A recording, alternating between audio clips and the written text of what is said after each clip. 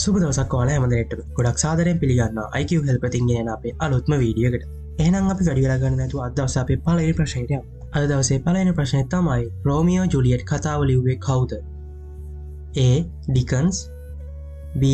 Shakespeare, C. Mark Twain, D. George Orwell. හරි, දැන් උත්තර දෙන්න.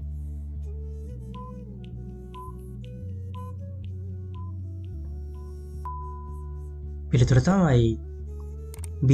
Shakespeare. හරි. අද දවසේ දෙවෙනි ප්‍රශ්නේ. අද දවසේ දෙවෙනි ප්‍රශ්නේ තමයි කුඩාම සාගරය කුමක්ද? A. Pacific, B. Atlantic, C. Arctic, D.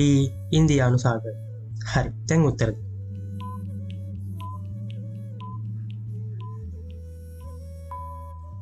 පිළිතුර තමයි C. ආක්ටික් සාගරය. හරි. අද දවසේ තුන්වෙනි ප්‍රශ්නය. ඕස්ට්‍රේලියාවේ අගනුවර කුමක්ද? A. Sydney, B. Melbourne, C. Canberra, D. Perth. හරි. දැන් උත්තර දෙන්න.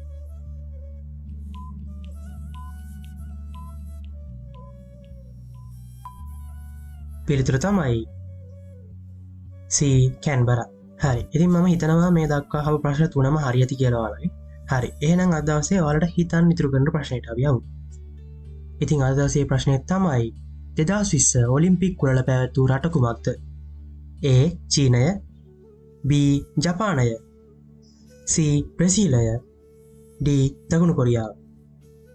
හරි. ඔයාලා හිතන්නේ මොකක්ද උත්තරේ කියලා? උත්තරේ දන්නවා නම් කමෙන්ට් එකක් දාන්න. ඒ වගේම ඔයාලා ගත්ත ලකුණු ප්‍රමාණය කමෙන්ට් කරගෙන යන්න අමතක කරන්න එපා. එහෙනම් තවත් වීඩියෝ එකකින් හමු වෙන බලාපොරොත්තු වෙන අදට සමු ගන්න. සුබ දවසක්.